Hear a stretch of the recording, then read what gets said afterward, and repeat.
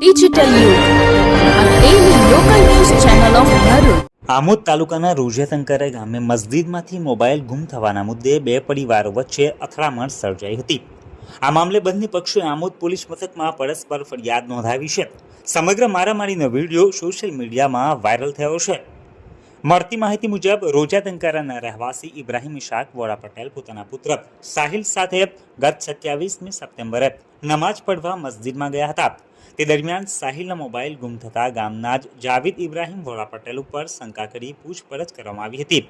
બાદમાં તપાસ દરમિયાન મોબાઈલ મળી આવ્યો હતો, પરંતુ આ મામલે મનદુખ થતા રવિવારે સવારે તનવીર ઉસ્માન ગીરી પટેલ, જુબેર આડમ પટેલ, ઇમરાન આડમ પટેલ, જહીર મોહમ્મદ ઇબ્રાહિમ પટેલ અને ઇકરામ સાદિક પટેલે ભેગા મળીને મીન બજારના દેલા પાસે અપશબ્દો બોલતા હતા.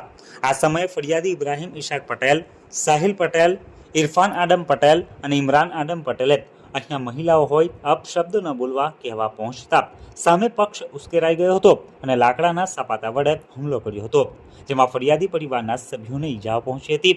આ અંગે ઇબ્રાહિમ પટેલે આમોદ પોલીસ મથકમાં 4 લોકો સામે ફરિયાદ નોંધાવી છે. તો બીજી તરફ જહીર ઇબ્રાહિમ પટેલે નોંધાવેલી ફરિયાદમાં જણાવ્યું છે કે તેઓ બજારમાં ઊભા હતા ત્યારે ઇબ્રાહિમ ઇશાક પટેલ તથા તેમના પરિવારજનોએ આવીને તારો ભાઈ કાલે મસ્જિદમાં મોબાઈલ બાબતે પૂછતાછ સામે જવાબો આપતો હતો, તે કોઈ દાદા થઈ ગયો છે, જેથી ફરિયાદીએ તેમને સમજાવેલા કે તમારો મોબાઈલ મસ્જિદમાંથી જ મળી આવ્યો હતો, તેમ છતાંય મારા ભાઈ ઉપર શક કરવો યોગ્ય ન હતો, જેથી તમામ લોકો ઉશ્કેરાઈ જઈને હાથોમાં રહેલા લાકડાના સપાટા વડે મારામારી કરીને ઈજાઓ પહોંચાડી હતી, જેથી તેમણે પણ 4 લોકો સામે પોલીસમાં ફરિયાદ નોંધાવી છે. આમોદ પોલીસે બંને પક્ષોની ફરિયાદો નોંધી વધુ તપાસ હાથ ધરી છે. અત્રે ઉલ્લેખનીય છે કે મારામારીની સમગ્ર ઘટના કોઈએ વિડીયો રૂપે કેદ કરી સોશિયલ મીડિયામાં વાયરલ કરી છે. હાલ આ વિડીયો ઝડપથી સોશિયલ મીડિયામાં વાયરલ થઈ રહ્યો છે.